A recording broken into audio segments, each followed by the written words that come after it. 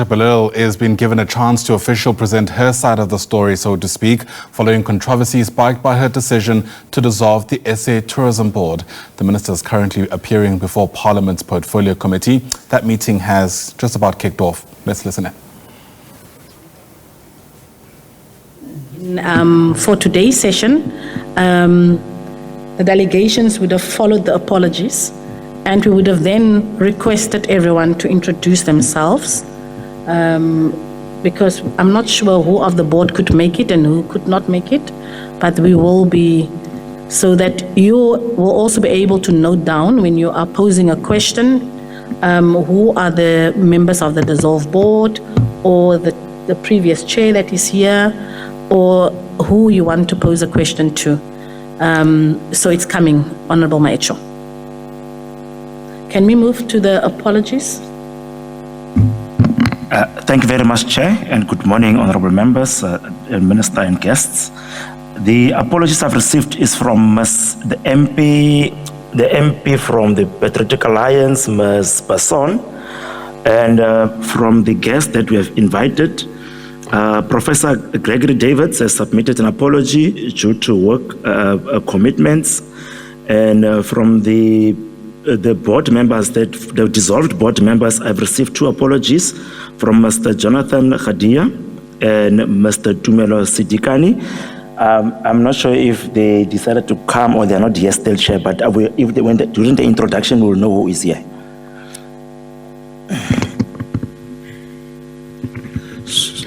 Thank you. Sorry, Chair, sorry. I just have a problem, in the absence of the Chair. I feel this meeting is not going to work, because for us, I'd like to hear what he has to say, why he has resigned. In the absence of him not sitting here, for me, I'm just like sitting here and wasting my time, really. Because I want to hear exactly what transpired, because like you said, we saw this in the news and we're all sitting here today to iron out the problems. In the absence of the chairperson, the board, the chairperson of the board, I don't know, looks like it's very convenient he's not here. Thank you. Thank you, Honorable Mutley. The board consists of several members, and I think they are equal to the task in terms of providing us with what have transpired in that board. The board do not just exist out of that CEO that is not present today. So we have requested from the board, and I think it's a communique that went out to the board to make a presentation, and it's incumbent upon them to provide the person who is going to make the presentation to us here today. So there will be a presentation from the board. Of course, Prof was the one presenting the board at our meetings, but him coming there, he had to come on a mandate, and he had to come on a mandate from the board that is sitting here, the dissolved board that is sitting here. So they will be making their presentation to us, Honourable Mutley. Thank you. Now, can we move to the introductions? I'm also going to ask the honourable members to introduce themselves, because some of the board members, you may not know some of the members. They are here for 1 year. I think I'm the youngest one. I'm here for 3 months, 2.5 months in this portfolio. So let me just start here on my right-hand side with Honourable Klong. Then we end with Honourable Buthelezi, and then we'll start with Honourable Mashabela, and we'll end there with Honourable Mutley. And then we'll move to the left-hand side, where you all will be introducing yourselves to us. Thank you. Thank you, Chairperson, and good morning to the Minister, the DM, the DG, and all my board members of SAT. I am Stembi Lehlongo, a member of this portfolio committee. Thank you. Once again, good morning, everybody. My name is Hasina Ismail. I'm also a member of the portfolio committee. Good morning, ladies and gentlemen. My name is Elmarie Linde. I'm a member from the portfolio committee from the DA. Morning, everyone. My name is Honorable Garabari Bwani, member of the committee. Thank you. Good morning, all present. Good morning, Minister. My name is Sakina Frenchman from the committee. Thank you. Thank you, Chair. Good morning, members of the Portfolio Committee and the delegation led by the Minister. My name is Sello Mayecho. I'm the member of this committee. Good morning, everyone. My name is Honorable Nombulelo, and I am the member of this committee. Thank you. Good morning, with the exception of the Minister and her deputy. My name is Renelo Mashavela from the EFF. I'm not greeting the Minister and the deputy. Thank you. Thanks, Chairperson. Good morning, everyone who is present here today. My name is Lorato Florence Tito. I'm from the EFF. Also, I'm a member of this portfolio committee. Thank you. Thank you, Chair. My name is Roy Mudley. I'm a member of the Portfolio Committee. I'm hoping and praying we can have a successful meeting today. Thank you. Thank you, honorable members. We will now start on our left-hand side. I think we know the Minister and the Deputy Minister. So we'll start here on the left. Good morning, members of Parliament. Good morning, members of the committee. My name is Aldrin St-Pierre. I am the MLO for the Minister of Tourism, Patricia de Lille. Thank you. Good morning. Good morning, Chair. Good morning, members. I'm Petra van Niekerk. I'm the Parliamentary Liaison Officer in the Office of the Director General of Tourism. Good morning, Chair. Good morning, honorable members. My name is Dr. Gisela Vita, and I am the Community Outreach Officer in the Office of the Minister of Tourism. Good morning, Chair.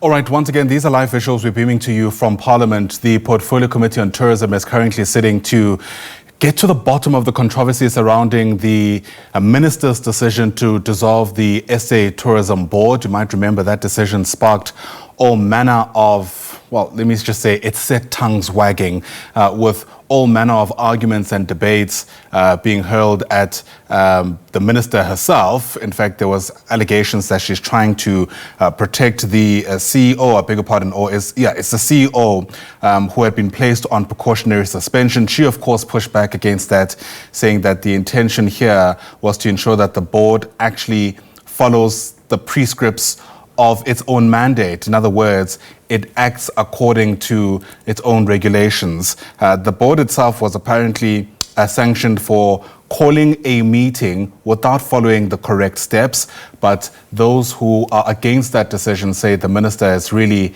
clutching at straws and there's ulterior motives. Those are certainly my words and not hers. What we've been listening to for the past couple of minutes is just an introductory stage with the Portfolio Committee members, I suppose, introducing themselves, and some members of the board also making their presence known.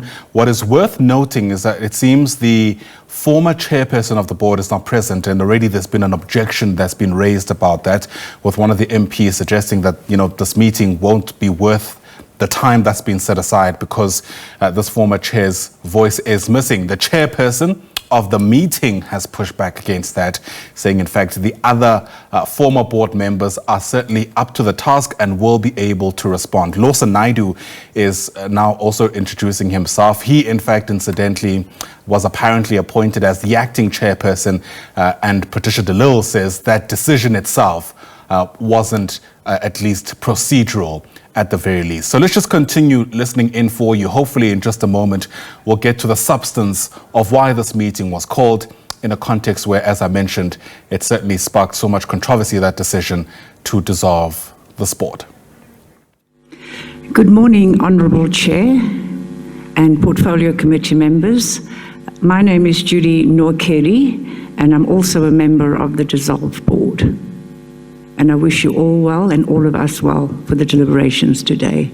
Thank you for your introduction, Chair. Good morning, Honourable Chair. Good morning, members. My name is Ayanda Mazibuko. I'm a member of the dissolved board. I also had the privilege of chairing the Tourism Grading Council Awards Committee within the board, and I also served on the marketing committee. Thank you for having us. Thank you. Good morning, Chair. Good morning, members of the board. Morning, Minister, Deputy Minister. My name is Ikaneng Oba Bilane. I am a member of the former board and also had the opportunity to chair the marketing committee and also sit in the awards committee. Thank you. Good morning, Honorable Chair and members. I am Makosazana Kanyile, former chair of the board at SAT. Thank you. Good morning, Honourable Chair and members of the committee and the Department of Tourism. My name is Advocate Lizelle Haskins and I'm a former Deputy Chairperson of SAT Board. Thank you. Good morning, Honourable Chair and Honourable members of the committee. My name is Mela Matola.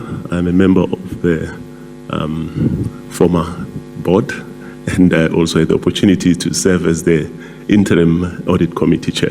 Thank you.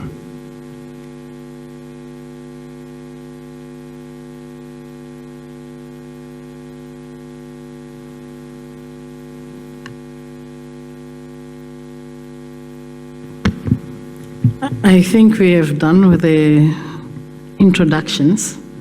I think those who have not introduced themselves, maybe they think all of us know them, but you're also welcome in the meeting.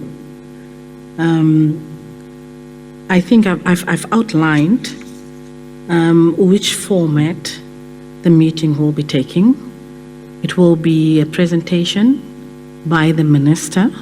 We've not received any documentation, so it will be a verbal presentation that she's going to do, followed by a presentation from the dissolved board, then followed by a presentation, as we've heard, that Prof. Davids is not here, then it will be Ms. Kanile. It will follow the dissolved board. So we'll be receiving those three presentations. We will then interact with those presentations. One member at a time. They have bombarded my office, I must tell you, with so many questions. I see Honorable Ishmael is laughing there. She knows why she's laughing. They've really bombarded, and I've said to them, an opportunity will present itself where, as committee members, you will be able to pose all your questions and then get the answers. So today it will be one member at a time, and we're giving them 20 minutes. And I'm asking them kindly to indicate who you are posing the questions to, so that the relevant presenters are able to jot down those questions and then interact with them. So if you are posing a question to the minister, please state that you are posing the question to the minister. If it's to the dissolved board, state so, as well as to the former chairperson, Ms. Kanile, so that the answers then, so after every member have posed a question, we will then ask you to answer them. We've said here, you can see here, adjournment is at 5 o'clock today. So we do have sufficient time to interact with all of the matters. And I know South Africa is watching us.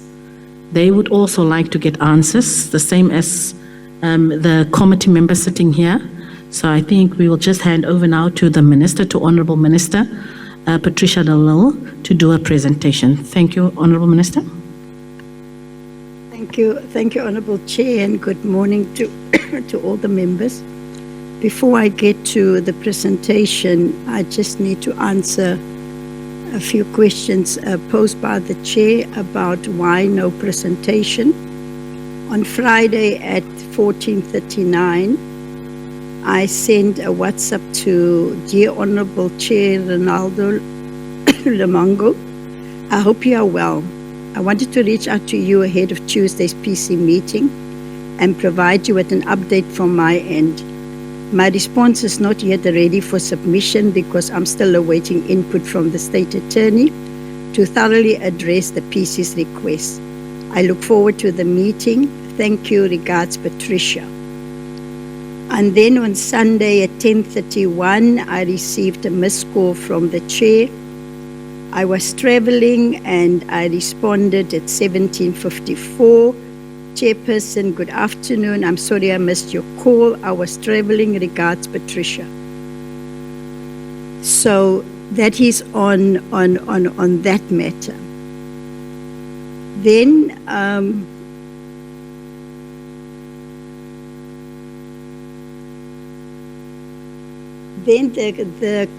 the second question, issue raised by the chairperson, let me just put this aside, that there was no notice in the Government Gazette. I can confirm that there is a notice in the Government Gazette, and we can provide the honourable members with a copy of the Gazette. Then the question of where that says the rules where I must consult the PC first. Honourable Minister, there's a hand. Honourable Ishmael. Apologies, Minister. So bring it here? Please, yes. Thank you. Thank you. Then in terms of the rules and legislation, I will respond to the chairperson raised that the portfolio committee was not consulted. Now, if I look at the Constitution, Section 85, the Executive Authority of the Republic, the Executive Authority of the Public is vested in the President, and then it says how he exercises his powers. And then if I look at Chapter 4, in terms of the legislative authority of Parliament, it does say when exercising under Section 4, when exercising its legislative authority, Parliament is bound only by the Constitution and must act in accordance with and within the limits of the Constitution. So that is my response to that. The other one that the chairperson also raised, the chairperson said that it seems to be that I'm protecting corruption. I want to say if anybody has got any evidence that I'm protecting corruption, I will advise anybody to take that evidence or to the Hawks, to the police. Let me get into the presentation, Chairperson. And what I will do, as I'm going through the presentation, I will then also give all the attached documents for the honourable members and the Chairperson. Now, let me start with the 19th of April 2023. I decided to dissolve the South African Tourism Board during the Tottenham Hotspurs debacle because of the irregular expenditure and thereby saving our country R1 billion. An SIU investigation, the conduct of the board, and they recommended that the Tottenham board members be declared delinquent. I've also now written to the President to request a proclamation to pursue the recovery of funds and prosecutions flowing from the findings of the SIU report. The Tottenham SIU report further recommends consequence management against 2 people still in the employ of South African Tourism. They have subsequently been suspended. And then I have got an annexure of the SIU report, annexure 2, that I will hand over to the committee. The SIU report, it's annexure 2. Then, I then appointed 3 people in the interim to handle the affairs of the South African Tourism Board until a full-time board is appointed and their names were gazetted. And in February 2024, I appointed a new board, being chaired by Ms. Kanyile and Deputy Chair Advocate Lizelle Dominique Jordan. I subsequently removed the chair and the deputy chair following excessive meetings they held within 6 months. 900,000 of the 1.44 million budgeted for board meeting was used up. And then, let me just take this out. They were removed from their positions. I did not fire them, nor did I dissolve the board. The pair resigned and resolved to challenge my decision in court. Therefore, the matter is sub judice. And I've attached my media statement issued 10 September 2024 as Annexure 3. That one.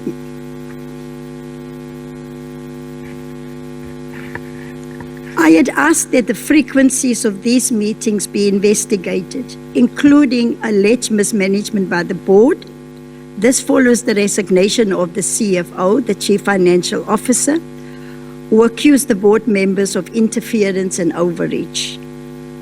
The CFO resigned in August of 2024, and even though the Auditor General has flagged the appointment of the CFO as critical, to date, South African tourism still doesn't have a permanent CFO.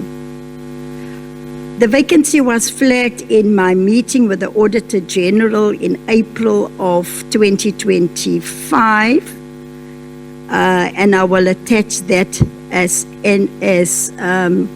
Annexure number 4, the Auditor General's report, and the instructions by the Auditor General to the Executive Authority to call a call to action, and the culture of inadequate accountability and consequences. And the committee can see the page, but in here, the Auditor General raised monitoring of filling of key vacant posts on SAT, such as the CFO and internal audit. This was my quarterly meeting with the AG in April of 2025. I also submit that as an annexure for the board to read. Let's just put all the pages together.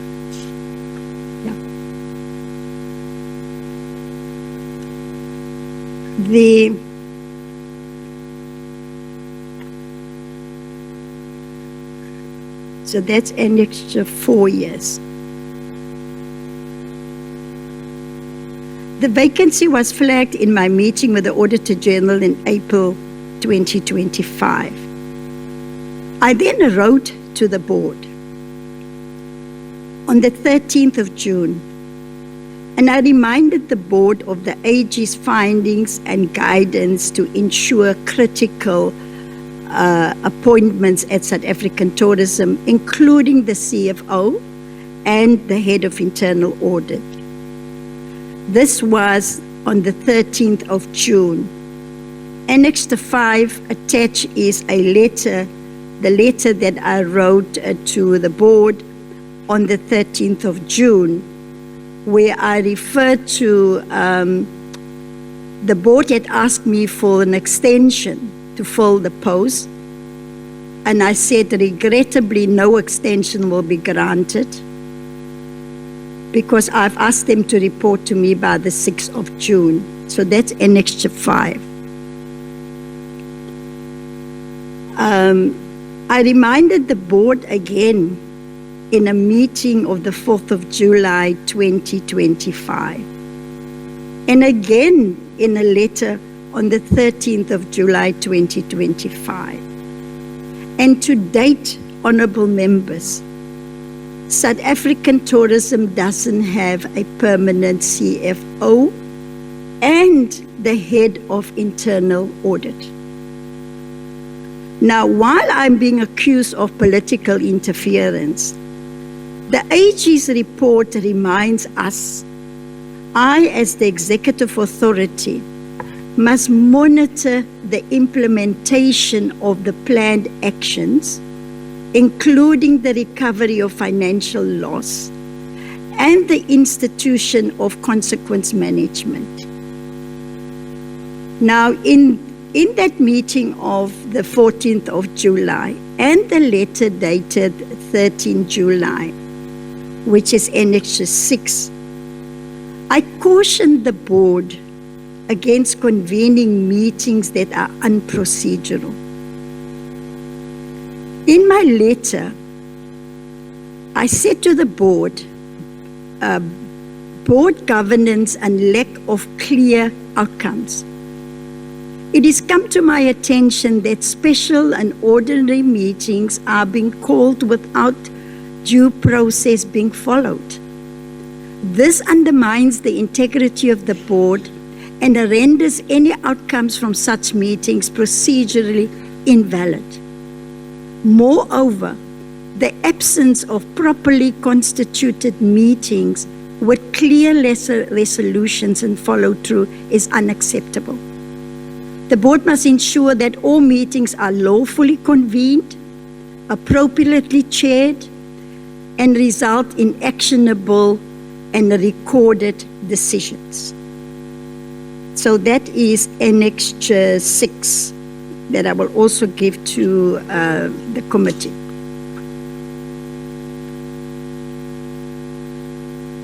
Then,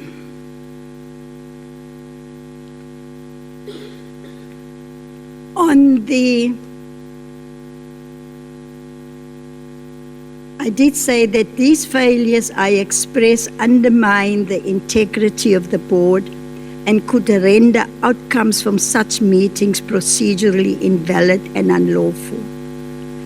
Then on the 13th of July 2025, I raised the issue that the SIU report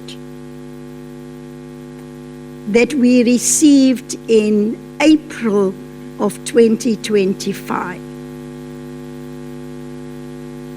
I raised that in why did the board not attend to the recommendations of the SIU? Then also there's another letter dated 10 June 2025 in which the CEO raised several matters in the marketing division of SAT. Also on poor board governance and lack of outcomes. I also raised the issue that the board members are prohibiting from contacting executives of South African tourism directly as per their own rules. The 5 subcommittees of SA Tourism, in discussing matters that they've been assigned to, must make recommendations to a full board, and then the full board must then take a resolution. That resolution must be communicated in writing to the CEO. And then as Annexure 7, I attach the letter dated the 10th of June.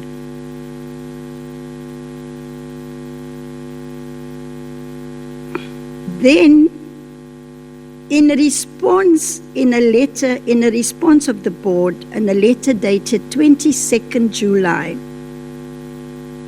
regarding the governance failures and are acknowledged by the board.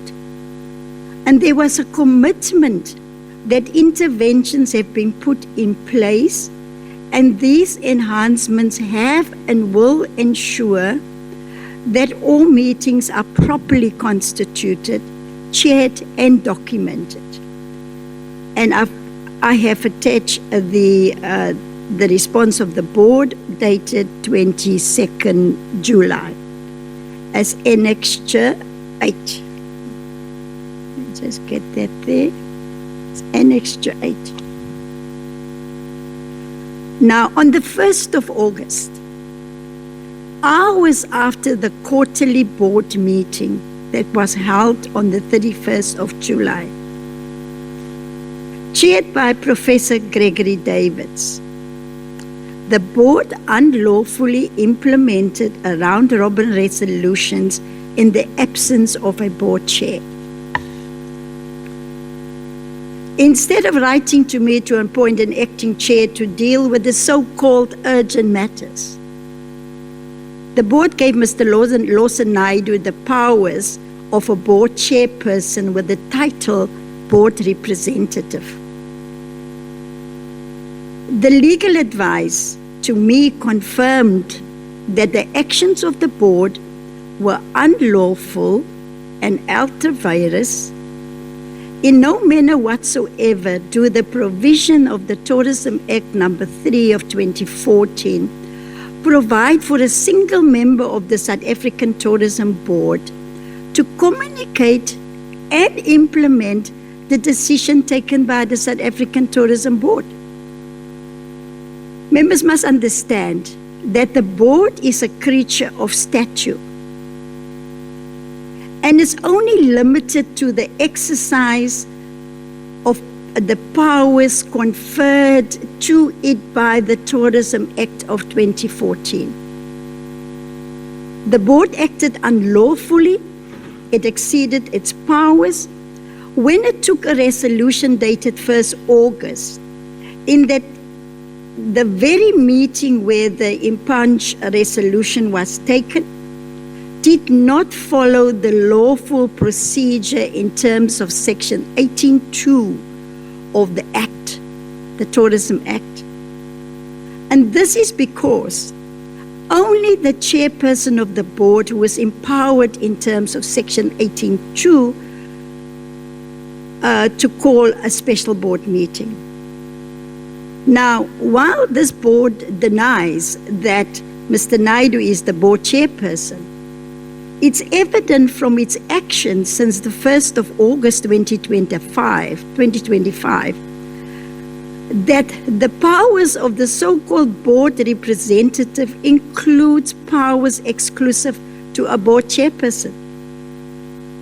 Now, among some of the contraventions, Mr. Naidu, as an example, amongst other contraventions, Mr. Naidu directly communicated to members of the executive.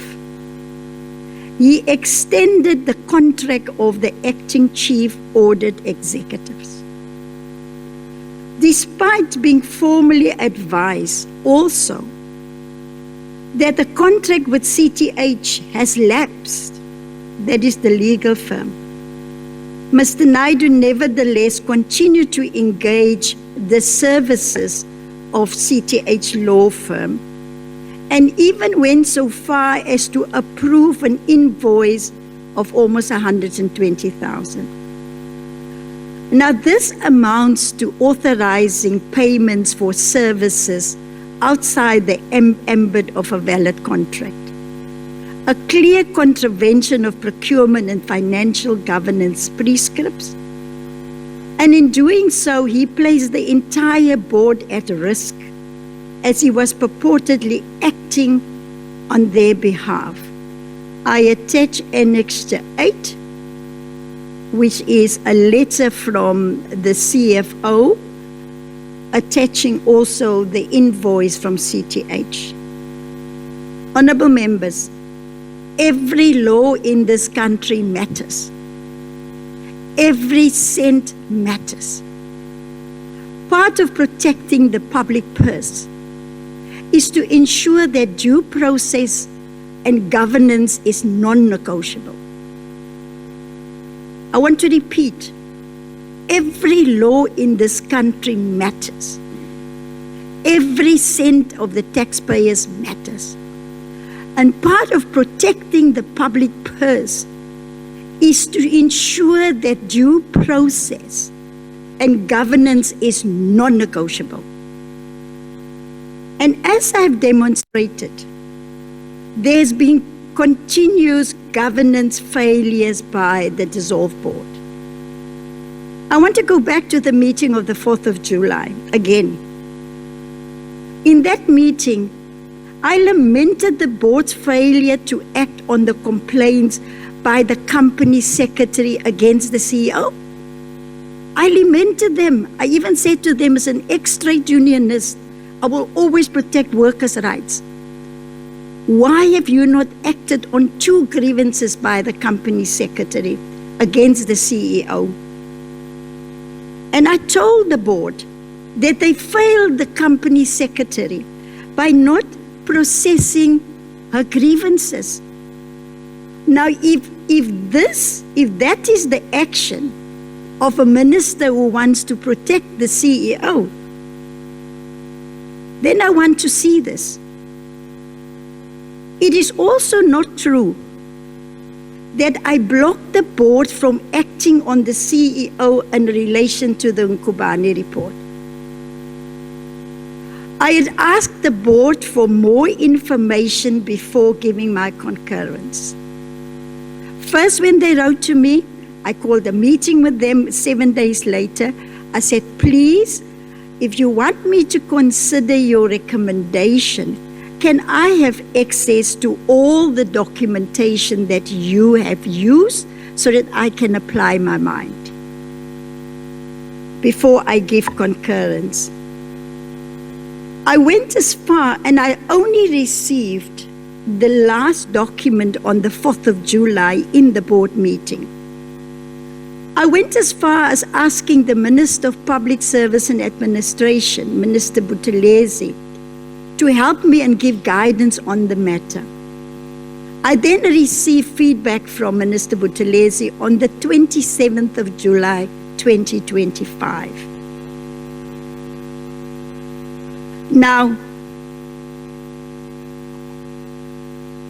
before I can go back to the board to concur with their recommendations,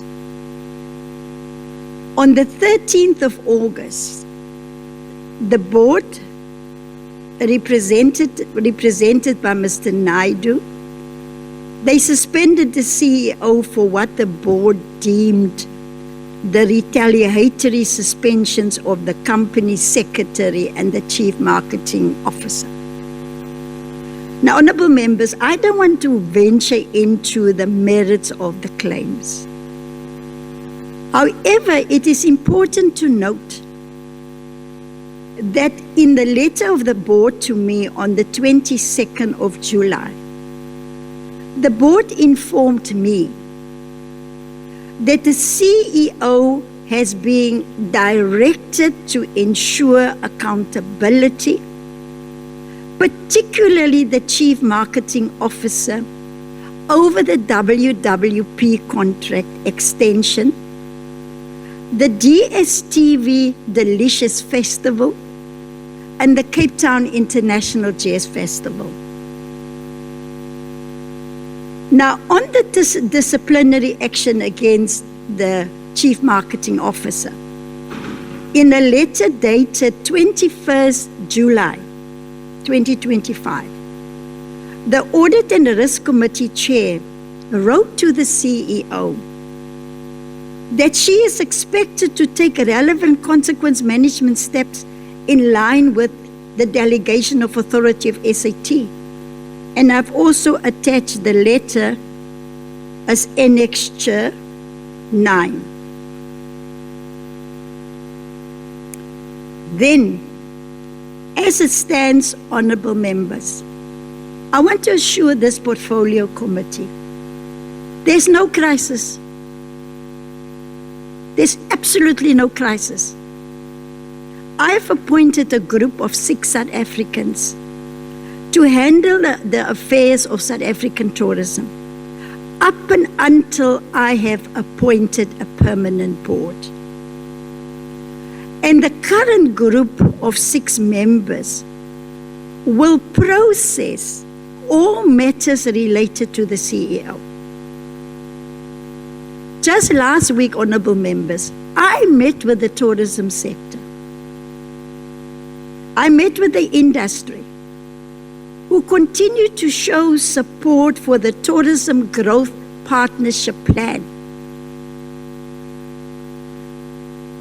An execution lab has now been established, and we met in Johannesburg last week with the full sector to ensure the monitoring and the implementation of the 5 pillars in the Tourism Growth Partnership Plan. Because this is a plan between the private sector and the public sector. Furthermore, the main body in the tourism sector, the Tourism Business Council of South Africa wrote to me on the 21st of August, and they nominated 6 individuals keeping the momentum of the tourism sector.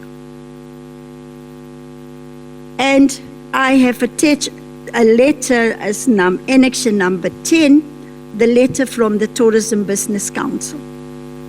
Yes, there might be other associations who don't agree with it, but this is the main body.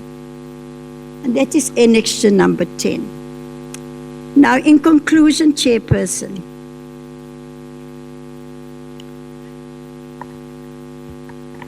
it is not the first time that my integrity has been questioned. I stood before this Parliament 25 years ago, and I warned about corruption in the arms deal. Again, in 2023, I came to the same house and again I raised the alarm about the 1 billion rand of the Tottenham Hotspurs deal. And so the SIU report confirms and says and recommended that that board be declared delinquent. And I can assure you that this time around, it will be no different. It will be no different. Dear South Africans, I want to address you directly. I stand here before you and Parliament and the members of this honourable committee, fully committed to obey my oath, respect and uphold the Constitution of South Africa and all other laws of the Republic of South Africa. I take my oath very serious. That is why I said if there's any evidence about me seeming or are protecting corruption, please take the evidence where you're supposed to take them. I want to end on a happy note. I want to wish all South Africans a happy Tourism Month. September is Tourism Month. And I want to remind South Africans, this is your country. Enjoy. Go out with your families and help us to further grow tourism. I thank you, honourable members, and thank you for giving me the opportunity. I am prepared to take questions. I am prepared to provide any further evidence requested by the committee, as I've always done in the past. Thank you, Honourable Chairperson. I'm just going to sort this out and then give and hand it over to you. Thank you.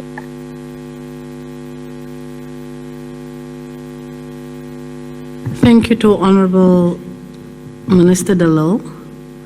I'll now give an opportunity to the member of the dissolved board. I think they furnished us with the name. Mr. Lawson Naidu, he will do the presentation. Thank you. Thank you, Honourable Chair. I will be doing the presentation together with some of my colleagues who will follow from me.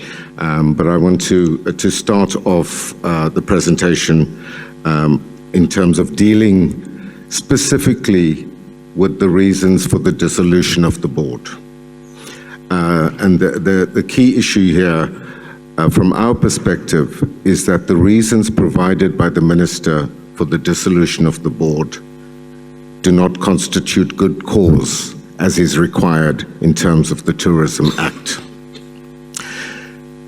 In the letter from the Minister that we received on the 12th of August, the Minister says that we, by way of round-robin resolution, appointed myself as a representative of the board to communicate and implement all decisions taken by the board. The Minister goes on to say in that letter that the impugned resolution is patently unlawful and ultra vires for obvious reasons, because the board has no such powers to appoint board members. That was the letter asking us to make representations on the basis that the resolution was unlawful. We were given 48 hours to do that. Each of us responded within that time frame with a very detailed rebuttal of the contents of the Minister's letter around the unlawful resolution, which we submitted on the 14th of August. Having submitted our representations on the 14th, we then wrote to the Minister the following day, on the 15th, Friday the 15th of August, requesting an urgent meeting with the Minister to discuss her understanding of this resolution that we had taken. We received an acknowledgement of that a few days later, but no substantive response to that request for an urgent meeting. Then on the 19th of August, we received a letter informing us of the dissolution of the board.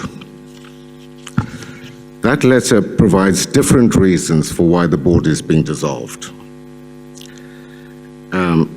And here there's an element of confusion between what constitutes a round-robin resolution and a meeting, because now the Minister says that the very meeting where the impugned resolution was taken did not follow the proper procedure as set out in the Act. Now, the crisp point here is there was no meeting of the board on the 1st of August.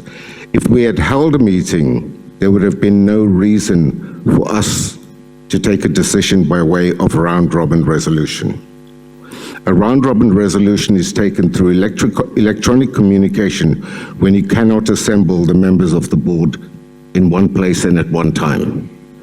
So there was no meeting on the 1st of August, and yet the Minister relies in the letter dissolving the board that the reason for the dissolution is the unlawful meeting. She also says in that letter that we did not provide an explanation about the individual who convened the special board meeting. There was no individual who convened it because there was no meeting. So the point here, honourable members, honourable Chair, is that the reasons given in the first letter of the 12th are different to the reasons provided in the second letter that dissolves the board. That means that we did not have an opportunity to respond to the reasons provided in the second letter, and therefore the alteram partem rule was violated. We were not given an opportunity to respond to that. But I think that's the crisp issue, I think, facing this committee today was the decision to dissolve the board rational and lawful? And we submit that it was not. But I think some of the context of how this came about is equally important. As has been said, the former chair of the board resigned at our quarterly board meeting on the 31st of July. At the very end of that meeting, Professor Davids informed us that this would be his last meeting chairing the board. He indicated that he had submitted a resignation to the minister, but he did not furnish us with the reasons for his resignation. That may become clearer as my other colleagues brief you on other aspects relating to the role of the chair. This was an incredibly important board meeting, quarterly board meeting on the 31st of July, because we had to finalize the annual financial statements and the annual report for submission to the Auditor General on the 31st. Yet earlier, that very same day, on the 31st of July, the CEO had summarily suspended the company secretary. We therefore went into a critical meeting of the board without a company secretary. We'd heard about it just a few hours before. And again, my colleague, the interim chair of ARCO, will deal with the consequences of that in terms of the communication with the Auditor General's office later that evening and into the early hours of the following morning. The board was therefore dealing with some critical issues relating to the submission of the annual financial statements, needing to deal with the issue around the suspension of the company secretary, and in the absence of the minister appointing an acting chair. Now, the minister says we did not ask her to do so, but as my colleague, Ms. Judy Nwokedi, will illustrate, we had 2 weeks before that unanimously passed a motion of no confidence in the chair and submitted that motion of no confidence to the minister with a letter appealing to the minister to urgently appoint a chair and a deputy chair of the board. The minister did not act on that. Being without a chair, the board discussed via WhatsApp, not in a meeting, that we needed to appoint someone to coordinate the activities of the board. And I might say that there were several discussions via WhatsApp and email, and that all of the decisions that were taken by us as a board were taken unanimously, contrary to what the minister is saying, that I acted alone, that I extended the contract of the acting internal audit executive, and my colleague, Mr. Matola, as the chair of ARCO, will be able to confirm and indicate exactly how that came about. I was not appointed by the board as an acting chair, an interim chair, or anything of that nature. And it was made very clear to the minister that this was in order to enhance the functioning of the board's work. It was to communicate and to represent the board in dealings with the minister, with the CEO, and others. Then on the 1st of August, the CEO then also suspended the chief marketing officer. Now, whilst we don't take issue with the substance of the reasons, the manner in which that was done, similar to the manner in which the company secretary had been suspended, they had literally been given a letter of notice of intention to suspend, and then were expected within a couple of hours to make oral representations as to why they should not be suspended. That we felt was a contrary to fair labor practices. They were not given an adequate opportunity to respond and were then had their representations dismissed. All right, it's 12 minutes after 11 o'clock. You're watching the SABC News channel, and as you can see on your screen, there's plenty on the go. We've spent a considerable amount of time listening to essentially how the saga involving the dissolution of the SA Tourism Board came to be. Lawson Naidu is giving his side of the story, but I can tell you what, from what we've been able to hear so far, there are still very opposing views about who was in the wrong when Patricia de Lille took that decision to dissolve the board last month.